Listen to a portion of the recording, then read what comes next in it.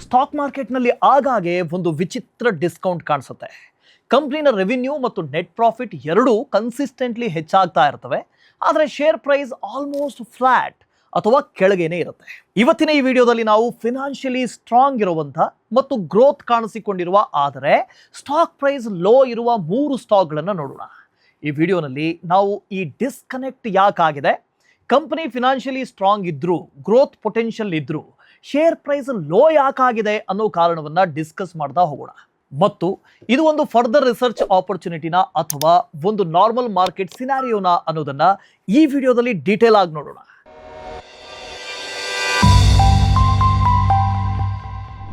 ನಮ್ಮ ಮೊದಲ ಕಂಪನಿ ಬಂದು India mart Intermesh limited. Company ಕಳೆದ 5 ವರ್ಷಗಳಲ್ಲಿ sales 17% CAGR, profit 29% CAGR record ಮಾಡಿದೆ. ಆದರೆ ಸ್ಟಾಕ್ನ CAGR ಕೇವಲ 5% ಮಾತ್ರ ಇದೆ.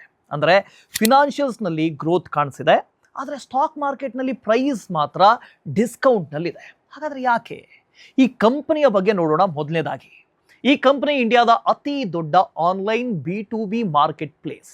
ಸ್ಟೋರ್ ಫ್ರಂಟ್ಸ್, CRM ಮತ್ತು ಇನ್ನಿತರ ಸರ್ವಿಸಸ್ನ ಮೂಲಕ ಇದು ಮಾರ್ಕೆಟ್ ಪ್ಲೇಸ್ ಮತ್ತು ಸಪ್ಲೈಯರ್ ಡಿಸ್ಕವರಿಯನ್ನು ಎನೇಬಲ್ ಮಾಡುತ್ತೆ. ಈ ಸ್ಟಾಕ್ ಡಿಸ್ಕೌಂಟ್ನ ಮುಖ್ಯ ಕಾರಣ ಏನು ಅಂದರೆ ಸಬ್ಸ್ಕ್ರೈಬರ್ ಗ್ರೋತ್ ಆಗಿರಬಹುದು.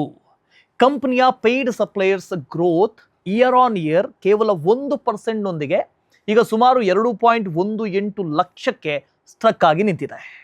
ಕಂಪನಿಯ ಸಪ್ಲೈಯರ್ ಟೈರ್ಸ್ನಲ್ಲಿ ಚರ್ನ್ ಅಂದರೆ ಗ್ರಾಹಕ ಮಂಥನ ಕೂಡ ಹೈ ಇದೆ. ವಿಶೇಷವಾಗಿ ಸಿಲ್ವರ್ ಟೈರ್ ಕ್ಲೈಂಟ್ಸ್ನಲ್ಲಿ ಮಂತ್ಲಿ ಚರ್ನ್ 7% ಇದೆ. ಅಂದರೆ ವೀಕರ್ ಫಸ್ಟ್ ಇಯರ್ ರಿಟೆನ್ಷನ್ ಮತ್ತು ಪಾಸಿಬಲಿ ಲೋವರ್ ಪ್ಲಾಟ್ಫಾರ್ಮ್ ಎಂಗೇಜ್ಮೆಂಟ್. ಇದಕ್ಕೆ ಕಾರಣ ಸಾಫ್ಟ್ನಿಂಗ್ ಕನ್ಸಂಪ್ಷನ್ ಕೂಡ ಆಗಿರಬಹುದು. ಮಾರ್ಚ್ 22ರಲ್ಲಿ ಸ್ಟಾಕ್ನ ಮೊದಲ ಡಿ ರೇಟಿಂಗ್ ಆದಾಗ ಮಾರ್ಜಿನ್ಸ್ 49% ಇಂದ ನಾರ್ಮಲ್ ಆಗಿ 39ಕ್ಕೆ ಇಳಿದಿತ್ತು. ARPU ಕೂಡ ಫ್ಲಾಟ್ 44K ರೂಪೀಸ್ನಲ್ಲಿ ಸ್ಟಕ್ ಆಗಿತ್ತು. ಇದೇ ಕಾರಣದಿಂದಾಗಿ ಕೋವಿಡ್ ಪೀಕ್ ಇಂದ PE ಇಳಿದು 45x ಬಂದು ತಲುಪಿತ್ತು.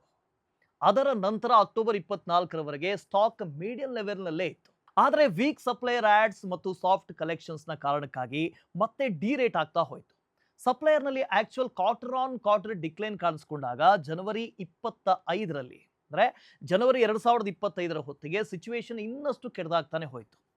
ಇದಲ್ಲದೆ ರಿಲಯನ್ಸ್ ಜಸ್ಟ್ ಡಯಲ್, ಉಡಾನ್, ಅಮೆಜಾನ್ ಬಿಸ್ನೆಸ್ ಹೀಗೆ ಬೇರೆ ಬೇರೆ ಪ್ಲೇಯರ್ಸ್ ಇರೋದ್ರಿಂದ ಈ ಸ್ಪೇಸ್ನಲ್ಲಿ ಕಾಂಪಿಟೇಷನ್ ಕೂಡ ತುಂಬಾನೇ ಆಗ್ತಾ ಹೋಯಿತು. Q1 FY26ನಲ್ಲಿ ಕಂಪ್ನಿನ ರೆವಿನ್ಯೂ 12.4% ಇಯರ್ ಆನ್ ಇಯರ್ ಗ್ರೋತ್ನೊಂದಿಗೆ 372 ಕೋಟಿ ಇತ್ತು. ಈ ಗ್ರೋತ್ ಮುಖ್ಯವಾಗಿ ಪೇಯಿಂಗ್ ಸಪ್ಲೈಯರ್ಸ್ ಇಂದ ಬೆಟರ್ ರಿಯಲೈಸೇಷನ್ ಮತ್ತು ARPU 9% year on year jump ಕಾರಣದಿಂದಾಗಿ ಬಂದಿದೆ ಅನ್ನೋದು ಸತ್ಯ. ಸ್ಪೆಷಲಿ ಗೋಲ್ಡ್ ಪ್ಲಾಟಿನಮ್ ಕಸ್ಟಮರ್ಸ್ ಇಂದ ಅವರ ಚರ್ನ್ಸ್ ಲೋ ಮತ್ತು ಅಪ್ಸೆಲ್ ಸ್ಟ್ರಾಂಗ್ ಇದೆ. ಎಕ್ಸ್ಪೆನ್ಸಸ್ 12.7% ಹೆಚ್ಚಾಗಿ 239 ಕೋಟಿವರೆಗೆ ತಲುಪಿದೆ. ಇದರಲ್ಲಿ ಮೇಜರ್ ಪಾರ್ಟ್ ಇರೋದು ಎಂಪ್ಲಾಯ್ ಬೆನಿಫಿಟ್ಸ್ 12.5% ಹೆಚ್ಚಾಗಿ 161 ಕೋಟಿಗೆ ತಲುಪಿದೆ. ಈ ಜಂಪ್ನಲ್ಲಿ ಔಟ್ಸೋರ್ಸ್ಡ್ ಸೇಲ್ಸ್ನ ಕಾಸ್ಟ್ ರೀಕ್ಲಾಸಿಫಿಕೇಶನ್ನ ಎಫೆಕ್ಟ್ ಇತ್ತು. ಹಾಗಾಗಿ ಈಗ ಇಂಪ್ಯಾಕ್ಟ್ ಸ್ತಬ್ಧವಾಗಿದೆ. ಆದರೆ ಗ್ರೋತ್ ಮೋಡ್ ವಾಪಸ್ ಬಂದಾಗ ಎಕ್ಸ್ಪೆನ್ಸಸ್ ನಿಧಾನವಾಗಿ ಹೆಚ್ಚಾಗುವಂಥ ಎಕ್ಸ್ಪೆಕ್ಟೇಷನ್ ಕೂಡ ಇದೆ. ಇನ್ನು ಆಪರೇಟಿಂಗ್ ಪ್ರಾಫಿಟ್ 11.9% ಹೆಚ್ಚಾಗಿ 133 ಕೋಟಿಗೆ ತಲುಪಿದೆ. ಆದರೆ ಮಾರ್ಜಿನ್ ಸ್ವಲ್ಪ ಕಾಂಟ್ರಾಕ್ಟ್ ಆಗಿ 35.9%ಗೆ ಬಂದು ಇಳಿದಿದೆ. ಇನ್ನು ನೆಟ್ ಪ್ರಾಫಿಟ್ 73.6% ಜಂಪ್ ಮಾಡಿ 92 ಕೋಟಿಗೆ ರೀಚ್ ಆಯಿತು. ಸೊ ಇಲ್ಲಿ ಅದರ್ ಇನ್ಕಮ್ ಬೂಸ್ಟ್ ಕೊಟ್ಟಿದೆ. ಇದರಿಂದಾಗಿ ಬಾಟಮ್ ಲೈನ್ ಸ್ಟ್ರಾಂಗ್ ಆಗಿದೆ. ನೆಟ್ ಪ್ರಾಫಿಟ್ 35.1% ಗ್ರೋ ಆಗಿ 154 ಕೋಟಿ ರೀಚ್ ಆಗಿದೆ. NPM 696 BPS ಎಕ್ಸ್ಪ್ಯಾಂಡ್ ಆಗಿ 41.4%ವರೆಗೆ ತಲುಪಿದೆ. ಗ್ರೋತ್ ಔಟ್ಲುಕ್ ಮತ್ತು ಸ್ಟ್ರಾಟಜಿಯನ್ನು ಈಗ ನೋಡೋಣ. FY26ನಲ್ಲಿ ARPU average revenue per user 5ರಿಂದ 9% ಗ್ರೋ ಆಗುತ್ತೆ ಅನ್ನೋದು ಮ್ಯಾನೇಜ್ಮೆಂಟ್ನ ನಿರೀಕ್ಷೆ. ಆದರೆ ಕರೆಂಟ್ ರೇಟ್ 8% ಇದೆ, 8%. ಅಂದರೆ ಹೊಸ ಕಸ್ಟಮರ್ಸ್ ಆ್ಯಡ್ ಆಗ್ತಾ ಇರೋ ದರ ಕಮ್ಮಿ ಆಗ್ತಾ ಹೋಗ್ತಾ ಇದೆ. ಇವರ ಗೋಲ್ಡ್ ಮತ್ತು ಪ್ಲಾಟಿನಮ್ ಕಸ್ಟಮರ್ಸ್ ಆಲ್ಮೋಸ್ಟ್ 50% ಬೇಸಿಂದ 75% ರೆವಿನ್ಯೂ ಕೊಡ್ತಾ ಇದ್ದಾರೆ. ಜೊತೆಗೆ ಸ್ಟ್ರಾಂಗ್ ರಿಟೆನ್ಷನ್ ಮತ್ತು ಅಪ್ಸೆಲ್ ತೋರಿಸ್ತಾ ಇದ್ದಾರೆ. ಇವರ ಆಡ್ ಬಜೆಟ್ ಕೇವಲ 10 ಕೋಟಿ ಪರ್ ಕ್ವಾರ್ಟರ್ ಇಟ್ಕೊಂಡಿದ್ದಾರೆ, ಅಂದ್ರೆ 2.7% ಆಫ್ ರೆವಿನ್ಯೂ. ಇದರಿಂದ ಟ್ರಾಫಿಕ್, ಎನ್ಕ್ವೈರೀಸ್ ಮತ್ತು ಕನ್ವೆನ್ಷನ್ಸ್ ಇಂಪ್ರೂವ್ ಆಗ್ತಾ ಇದೆ. ಇನ್ನು ಬ್ಯಾಲೆನ್ಸ್ ಶೀಟ್ನ ಬಗ್ಗೆ ನೋಡೋಣ. ಬ್ಯಾಲೆನ್ಸ್ ಶೀಟ್ನಲ್ಲಿ 2788 ಕೋಟಿ ಕರೆಂಟ್ ಇನ್ವೆಸ್ಟ್ಮೆಂಟ್ಸ್, ಅದು ಮ್ಯೂಚುವಲ್ ಫಂಡ್ಸ್ ಮತ್ತು ಬಾಂಡ್ಸ್ ರೂಪದಲ್ಲಿದೆ, ಮತ್ತು 420 ಕೋಟಿ ನಾನ್ ಕರೆಂಟ್ ಡೆಟ್ ಇನ್ಸ್ಟ್ರೂಮೆಂಟ್ಸ್ನಲ್ಲಿ ಇದೆ. ಆದರೆ ಮುಖ್ಯವಾಗಿ CFOನ ಸ್ಲೋವರ್ ಗ್ರೋತ್ ರೇಟ್ ಜೊತೆಗೆ CFO NP ರೇಷಿಯೋ ಕುಸಿತಾ ಹೋಗ್ತಾ ಇದೆ. ಇನ್ನು ರಿಸ್ಕ್ ಏನಿದೆ ಅಂತ ನೋಡೋಣ. ಸೆಕ್ಟೋರಲ್ ಡಿಸ್ಟ್ರಪ್ಷನ್ನ ಕಾರಣದಿಂದಾಗಿ ಇಂಡಿಯಾ ಮಾರ್ಟ್ನ OPM ಫ್ಲಕ್ಚುಯೇಟ್ ಆಗ್ತಾ ಇದೆ. ಕರೆಂಟ್ ಎಬಿಡಾ ಮಾರ್ಜಿನ್ 36% ಇದೆ, ಆದರೆ ಸಸ್ಟೈನೇಬಲ್ ಅಂದರೆ 32 to 33% ಗೈಡೆನ್ಸ್ ಕೊಟ್ಟಿದ್ದಾರೆ. ಆಡ್ ಸ್ಪೆಂಡ್ಸ್ ದೀರ್ಘಾವಧಿಯಲ್ಲಿ 5% ರೆವಿನ್ಯೂ ವರೆಗೆ ಹೋಗುವಂತಹ ಸಾಧ್ಯತೆ ಇದೆ. ಇಂಡಿಯಾ ಮಾರ್ಟ್ ಇದೆಯಲ್ಲ, ಇದು ಒಂದು ಇಂಟ್ರೆಸ್ಟಿಂಗ್ ಆದಂತಹ ಕೇಸ್ ಸ್ಟಡಿ. ಇಲ್ಲಿ ಸ್ಟ್ರಾಂಗ್ ಫಿನಾನ್ಷಿಯಲ್ಸ್ ಇದ್ರೂ ಕೂಡ ಮಾರ್ಕೆಟ್ ಸೆಂಟಿಮೆಂಟ್ ವೀಕ್ ಇದೆ. ಇದಕ್ಕೆ ಮುಖ್ಯ ಕಾರಣಗಳು subscriber growth stagnation, increasing competition ಕೂಡ ಆಗಿರಬಹುದು. ಇದೇ ತರದ ಬೇರೆ ಬೇರೆ ಕಾರಣಗಳು ಕೂಡ ಇರಬಹುದು. Addition to this, top 10% customers ಇಂದ ಈಗ 50% ರೆವಿನ್ಯೂ ಬರ್ತಾ ಇದೆ. ಕಳೆದ 5 ವರ್ಷಗಳಲ್ಲಿ ಇದು 40% ಆಗಿ ಕಾನ್ಸಂಟ್ರೇಷನ್ ರಿಸ್ಕ್ ಹೆಚ್ಚಾಗಿತ್ತು. ಮತ್ತು ಇನ್ನೊಂದು ಮೇಜರ್ ರಿಸ್ಕ್ ಅಂದರೆ MSME ಸ್ಲೋಡೌನ್. ಹೊಸ B2B ಪ್ಲಾಟ್ಫಾರ್ಮ್ಸ್ ಅಥವಾ ಮ್ಯಾಕ್ರೋ ಶಾಕ್ ಇಂಡಿಯಾ ಮಾರ್ಟ್ನ ಗ್ರೋತ್ ಜರ್ನಿಯ ಮೇಲೆ ಪರಿಣಾಮ ಬೀರಬಹುದು. ಇದಿಷ್ಟು ನಮ್ಮ ಮೊದಲ ಕಂಪನಿಯ ಬಗ್ಗೆ. ಈಗ ನಮ್ಮ ಎರಡನೇ ಕಂಪನಿ ಆವಾಸ್ ಫಿನಾನ್ಷಿಯರ್ಸ್ ಲಿಮಿಟೆಡ್. ಕಳೆದ 5 ವರ್ಷಗಳಲ್ಲಿ ಆವಾಸ್ನ ಸೇಲ್ಸ್ CAGR 21% ಮತ್ತು ಪ್ರಾಫಿಟ್ CAGR 18% ಇದೆ. ಆದರೆ ಸ್ಟಾಕ್ ಪ್ರೈಸ್ ಮಾತ್ರ ಒಂದು ವರ್ಷದಲ್ಲಿ -13% ನೊಂದಿಗೆ 4% CAGR ಕೊಟ್ಟಿದೆ. ಆವಾಸ್ ಒಂದು ಹೌಸಿಂಗ್ ಫಿನಾನ್ಸ್ ಕಂಪನಿ ಆಗಿದ್ದು, ಇದರ ಕೋರ್ ಬಿಸ್ನೆಸ್ ಮಾಡೆಲ್ ತುಂಬಾನೇ ಸಿಂಪಲ್. ಕೆಳ ಮತ್ತು ಮಧ್ಯಮ ಆದಾಯ ಇರುವಂತಹ ಕುಟುಂಬಗಳಿಗೆ, ಅದರಲ್ಲೂ ಮುಖ್ಯವಾಗಿ ಸೆಮಿ ಅರ್ಬನ್ ಮತ್ತು ಗ್ರಾಮೀಣ ಭಾಗದಲ್ಲಿ ಅಫೋರ್ಡೆಬಲ್ ಹೌಸಿಂಗ್ ಲೋನ್ಗಳನ್ನು ಕೊಡೋದು. ಇನ್ನು ಸ್ಟಾಕ್ಸ್ ಪ್ರೈಸ್ ಇಳಿಕೆಯ ಕಾರಣ ಏನು? ಇದರ ಸ್ಟಾಕ್ ಪ್ರೈಸ್ ಇಳಿಯೋದಕ್ಕೆ ಪ್ರಮುಖ ಕಾರಣ ಅಂದರೆ ಬಾರೋಯಿಂಗ್ಸ್ ಕಾಸ್ಟ್ ಹೆಚ್ಚಾಗಿರೋದು. ಇದರಿಂದ ಈಲ್ಡ್ಸ್ ಹೆಚ್ಚಾದರೂ ಕೂಡ ಸ್ಪ್ರೆಡ್ಸ್ 5.36%, ಇದರಿಂದ ಇಳಿದು 4.89% ಆಗಿದೆ. ಇದು FY25 ನಲ್ಲಿ.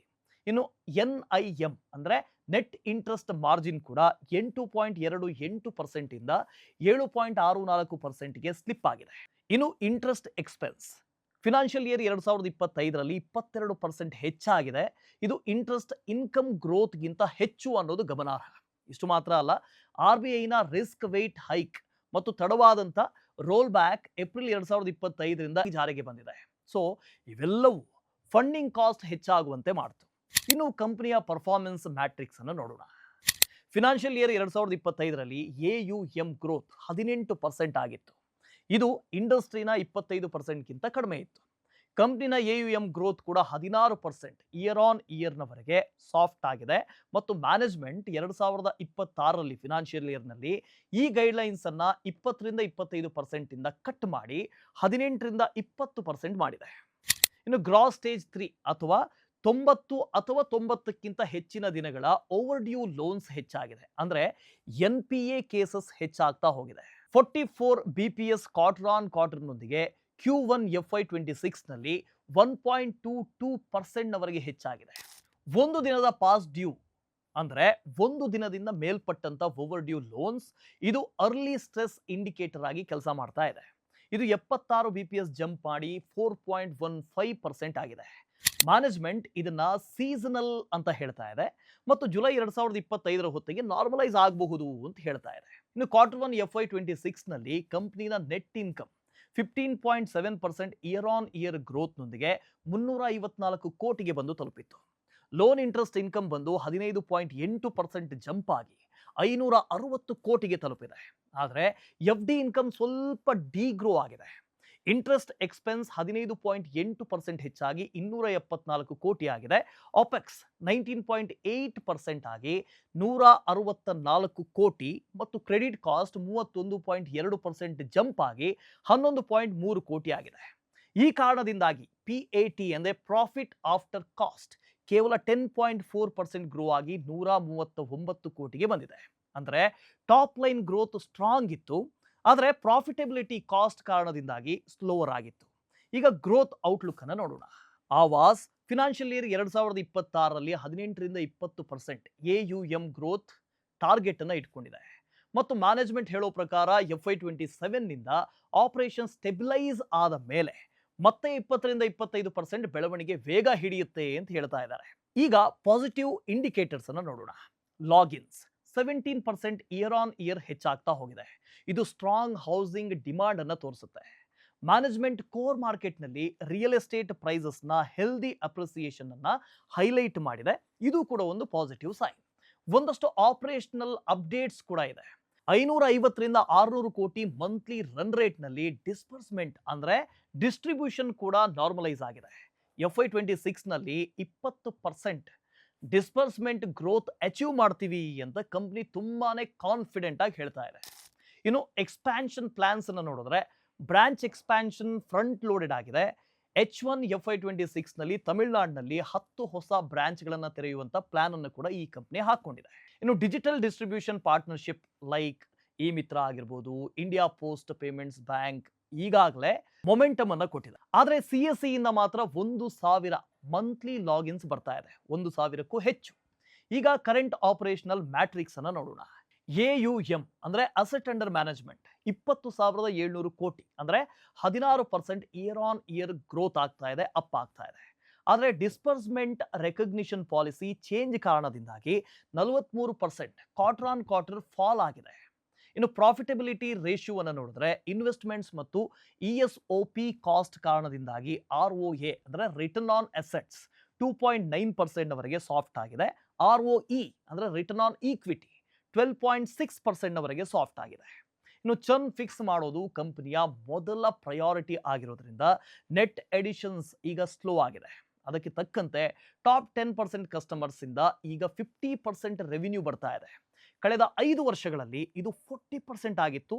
ಕಾನ್ಸಂಟ್ರೇಷನ್ ರಿಸ್ಕ್ ಹೆಚ್ಚಾಗಿದೆ ಮತ್ತು MSME ಸ್ಲೋ ಡೌನ್, ಹೊಸ B2B ಪ್ಲಾಟ್ಫಾರ್ಮ್ಸ್ ಮತ್ತು ಮ್ಯಾಕ್ರೋ ಶಾಕ್ಸ್ ಇಂಡಿಯಾ ಮಾರ್ಟ್ನ ಗ್ರೋತ್ ಜರ್ನಿ ಮೇಲೆ ಪರಿಣಾಮ ಬೀರಬಹುದು. ಇನ್ನು ಆವಾಜ್ನ ಪ್ರಮುಖ ರಿಸ್ಕ್ ಅನ್ನು ನೋಡೋಣ. ಅಸೆಟ್ ಕ್ವಾಲಿಟಿ ವೀಕ್ ಆಗಿದೆ. ಗ್ರಾಸ್ ಸ್ಟೇಜ್ 3 ಮೊದಲೇ ನಾನು ವಿವರಿಸಿದಂತೆ 1.22% ವರೆಗೆ ಹೋಗಿದೆ ಮತ್ತು ಒಂದು ದಿನದ ಪಾಸ್ಟ್ ಡ್ಯೂ 4.15% ವರೆಗೆ ಏರಿಕೆ ಆಗಿದೆ. ಇಲ್ಲಿ ಅನೇಕ ರಿಸ್ಕ್ಗಳು ಕೂಡ ಇದ್ದಾವೆ. ಡಿಕ್ಲೈನಿಂಗ್ ಅಸೆಟ್ ಕ್ವಾಲಿಟಿ ಮೇಜರ್ ಆಗಿದೆ, ವಿಶೇಷವಾಗಿ ಮಹಾರಾಷ್ಟ್ರ, ಮಧ್ಯಪ್ರದೇಶ ಮತ್ತು ಕರ್ನಾಟಕ ಭಾಗಗಳಲ್ಲಿ 5 ಲಕ್ಷ ಟಿಕೆಟ್ ಸೆಗ್ಮೆಂಟ್ ಅಡಿಯಲ್ಲಿ. ಇನ್ನು ಬಾರೋವರ್ ಪ್ರೊಫೈಲ್ ವಲ್ನರೇಬಲ್ ಆಗಿದೆ. 60% ಸೆಲ್ಫ್ ಎಂಪ್ಲಾಯ್ಡ್, ಹೆಚ್ಚಾಗಿ ರೂರಲ್ ಮತ್ತು semi urban borrowers, relatively weaker economical section ನಲ್ಲಿ. ಇದಲ್ಲದೆ ಡಿಕ್ರೀಸಿಂಗ್ ಸ್ಪ್ರೆಡ್ಸ್ ಅನ್ನು ಬಿಟ್ಟರೆ ಜಿಯೋಗ್ರಾಫಿಕಲ್ ಕಾನ್ಸಂಟ್ರೇಷನ್ ಕೂಡ ಹೈ ಇದೆ. ರಾಜಸ್ಥಾನ ಮಾತ್ರ 33% AUM, ಟಾಪ್ 3 ಸ್ಟೇಟ್ಸ್ 65% ವರೆಗೆ ಇದೆ. ಈ ಮಿಕ್ಸ್ ಮತ್ತು ರೀಜನಲ್ ಡಿಪೆಂಡೆನ್ಸ್ ಮೇಜರ್ ಆದಂಥ ರಿಸ್ಕ್ ಆಗಿದೆ. ಈಗ ನಮ್ಮ ಕೊನೆಯ ಕಂಪನಿ KNR ಕನ್ಸ್ಟ್ರಕ್ಷನ್. ಕಳೆದ 5 ವರ್ಷಗಳಲ್ಲಿ ಇವರ ಸೇಲ್ಸ್ 14% CAGR ಮತ್ತು ಪ್ರಾಫಿಟ್ 32% CAGR ಗ್ರೋ ಆಗಿದೆ. ಆದರೆ ಸ್ಟಾಕ್ ಕೇವಲ 10% CAGR ಅನ್ನು ಕೊಟ್ಟಿದೆ ಮತ್ತು ಕಳೆದ 1 ವರ್ಷದಲ್ಲಿ -42%. ಇದಕ್ಕೆ ಅನೇಕ ಕಾರಣಗಳಿದ್ದಾವೆ. ಮೊದಲು ಇದರ ಸೆಕ್ಟರ್ ಅನ್ನು ನೋಡೋಣ. KNR ಒಂದು road and highways focused EPC player. ಇದರ ಕೋರ್ ಕ್ಲೈಂಟ್ಸ್ ಬಂದು NHAI ಅಥವಾ ಸ್ಟೇಟ್ PWDs. ಸ್ಟಾಕ್ ಪ್ರೈಸ್ ಡಿಕ್ಲೈನ್ನ ಮೊದಲ ಕಾರಣ ಸೆಕ್ಟರ್ ವೈಡ್ ಸ್ಲೋ ಡೌನ್ ಮತ್ತು NHAI ನಾರ್ಮ್ಸ್ ಟೈಟ್ ಮಾಡಿದ್ದು. ಇದರಿಂದಾಗಿ ಅದರ್ ಇನ್ಫ್ಲೋಸ್ ಮಿಸ್ ಆಗಿ ವ್ಯಾಲ್ಯೂಯೇಷನ್ ಡಿರೇಟ್ ಆಗಿದೆ. ಎರಡನೇದು ರಿಸೀವೇಬಲ್ಸ್ ಸಮಸ್ಯೆ. FY25 ನಲ್ಲಿ ಆನ್ಯುವಲ್ ರಿಪೋರ್ಟ್ ಪ್ರಕಾರ ರಿಸೀವೇಬಲ್ಸ್ 33% ಹೆಚ್ಚಾಗಿದೆ ಅಂತ ತೋರಿಸ್ತಾ ಇದೆ ಮತ್ತು receivables with more than 1 year realisation 2723% jump ಮಾಡಿ 21 ಕೋಟಿಯಿಂದ 600 ಕೋಟಿಯವರೆಗೆ ಹೋಗಿದೆ. ಇದರೊಂದಿಗೆ Q1 FY26 ನಲ್ಲಿ ವರ್ಕಿಂಗ್ ಕ್ಯಾಪಿಟಲ್ ಡೇಸ್ 169ರವರೆಗೆ ಸ್ಪೈಕ್ ಆಗಿದೆ. ಅದೇ Q4 FY25 ನಲ್ಲಿ 93 ದಿನಗಳಿತ್ತು. ಇನ್ನು ಮೂರನೇದು ಟ್ರೇಡ್ ರಿಸೀವೇಬಲ್ಸ್ ಸಮಸ್ಯೆ. 2,000 ಕೋಟಿ ಟ್ರೇಡ್ ರಿಸೀವೇಬಲ್ಸ್ ಈ ಕ್ವಾರ್ಟರ್ನಲ್ಲಾಗಿದೆ. ಇದರಲ್ಲಿ ಇರಿಗೇಷನ್ನ ಅನ್ಬಿಲ್ಡ್ ಪ್ರಾಜೆಕ್ಟ್ಸ್ ಮತ್ತು ಇತರ ಪ್ರಾಜೆಕ್ಟ್ಸ್ನ ಮೂಲಕ 1,300 ಕೋಟಿ ಪೆಂಡಿಂಗ್ ಇದೆ. ಸುಮಾರು 1,300 ಕೋಟಿ ರಿಸೀವೇಬಲ್ಸ್ ಕಾಲೇಶ್ವರಂ ಇರಿಗೇಷನ್ ಪ್ರಾಜೆಕ್ಟ್ನಿಂದ ಸ್ಟಕ್ ಆಗಿದೆ. ಇವರ ಕಲೆಕ್ಷನ್ಸ್ ಮಾರ್ಚ್ 2023ರಿಂದ ಪೆಂಡಿಂಗ್ ಇದೆ. Q1 FY26ನ ಪರ್ಫಾರ್ಮೆನ್ಸ್ ನೋಡಿದ್ರೆ Q1 FY26 ಸೇಲ್ಸ್ 37.8% ಇಳಿದು 613 ಕೋಟಿಗೆ ಬಂದಿದೆ. ಎಕ್ಸಿಕ್ಯೂಷನ್ ಕೂಡ ಸ್ಲೋ ಇದೆ. ಯಾಕಂದ್ರೆ ಹಳೆಯ ಪ್ರಾಜೆಕ್ಟ್ಸ್ ನಿಯರ್ ಕಂಪ್ಲೀಷನ್ ಇದೆ ಮತ್ತು ಹೊಸ HAM EPC ಕಾಂಟ್ರಾಕ್ಟ್ಗಳು ಈಗ ಸ್ಲೋ ಆಗಿದ್ದಾವೆ. ಇದರಿಂದ ಆಪರೇಟಿಂಗ್ ಪ್ರಾಫಿಟ್ ಕೂಡ 34% ಇಳಿದಿದೆ. ಆದರೆ ಕಾಸ್ಟ್ ಕಂಟ್ರೋಲ್ ಇಂದ OPM 29.9%ವರೆಗೆ ಇಂಪ್ರೂವ್ ಆಗಿದೆ. ನೆಟ್ ಪ್ರಾಫಿಟ್ 26% ಇಳಿದು 123 ಕೋಟಿ ಆಗಿದೆ. ಆದರೆ NPM ಮಾತ್ರ 20.1%ವರೆಗೆ ಎಕ್ಸ್ಪ್ಯಾಂಡ್ ಆಗಿದೆ. ಈಗ ಗ್ರೋತ್ ಔಟ್ಲುಕ್ ಅನ್ನು ನೋಡೋದಾದ್ರೆ ಕಂಪನಿ ಮೈನಿಂಗ್ಗೆ ಎಂಟ್ರಿ ಕೊಡ್ತಿದೆ. ಇದು ಒಂದು ದೊಡ್ಡ ಸ್ಟ್ರಾಟಜಿಕ್ ಮೂವ್ ಅಂತಾನೆ ಹೇಳ್ಬೋದು. ಜೂನ್ 2025ರಲ್ಲಿ NTPC ಇಂದ ಜಾರ್ಖಂಡ್ ಕೋಲ್ ಬ್ಲಾಕ್ ಕಾಂಟ್ರಾಕ್ಟ್ ಸಿಕ್ಕಿದೆ ವರ್ತ್ ಆಫ್ 4,800 ಕೋಟಿ. ಇದು ಈಗ ಟೋಟಲ್ ಆರ್ಡರ್ ಬುಕ್ನ 43% ಮತ್ತು FY27 ನಿಂದ 700 ಕೋಟಿ ಆನ್ಯುವಲಿ ಇನ್ಕಮ್ ಜನರೇಟ್ ಮಾಡುತ್ತೆ. ಇನ್ನು ಕ್ಯಾಪೆಕ್ಸ್ ಪ್ಲಾನ್ಗಳು ಏನೆಲ್ಲ ಇದಾವೆ? Q1 FY26 ನಲ್ಲಿ ಕ್ಯಾಪೆಕ್ಸ್ ಕೇವಲ 2 ರಿಂದ 3 ಕೋಟಿ ಮಾತ್ರ ಆಯಿತು. ಆದರೆ ಮೈನಿಂಗ್ ಆಗಿ FY27ವರೆಗೆ 300 ರಿಂದ 400 ಕೋಟಿಯ ಕ್ಯಾಪೆಕ್ಸ್ ಎಕ್ಸ್ಪೆಂಡಿಚರ್ ಮಾಡ್ತಾರೆ. ಇದು FY25 ರೆವಿನ್ಯೂನ ಸುಮಾರು 8.5%. ಇನ್ನು ಮ್ಯಾನೇಜ್ಮೆಂಟ್ FY26 ನಲ್ಲಿ 10,000 ರಿಂದ 12,000 ಕೋಟಿ ಆರ್ಡರ್ ಇನ್ಫ್ಲೋ ಟಾರ್ಗೆಟ್ ಅನ್ನು ಇಟ್ಕೊಂಡಿದೆ. ಹಾಗಾದ್ರೆ ಮೇಜರ್ ರಿಸ್ಕ್ಗಳು ಏನು ನೋಡೋಣ. FY25 ನಲ್ಲಿ ಪ್ರಾಫಿಟ್ ಗ್ರೋ ಆಗಿದೆ, ಆದರೆ CFO ನೆಗೆಟಿವ್ ಆಗಿದೆ.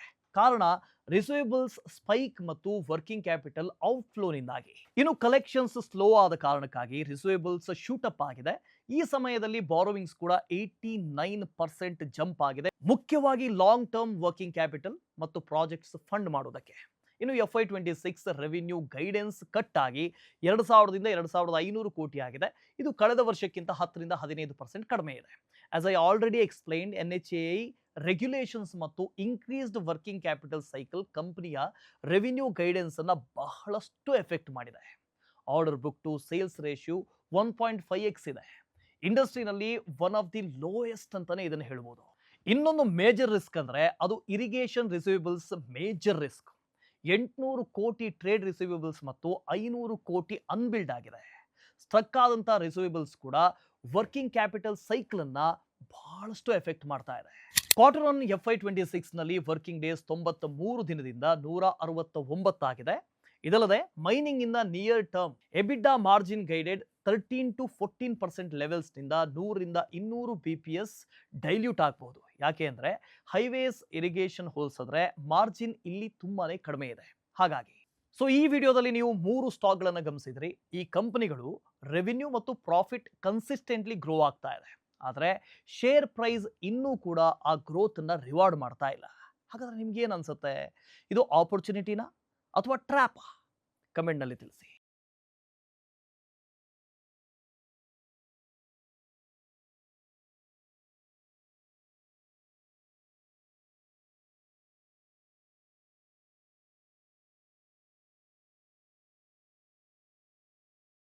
Investment in securities market are subject to market risks. Read all the related documents carefully before investing. Please read the risk disclosure documents carefully before investing in equity shares, derivatives, mutual fund, and or other instruments traded on the stock exchanges.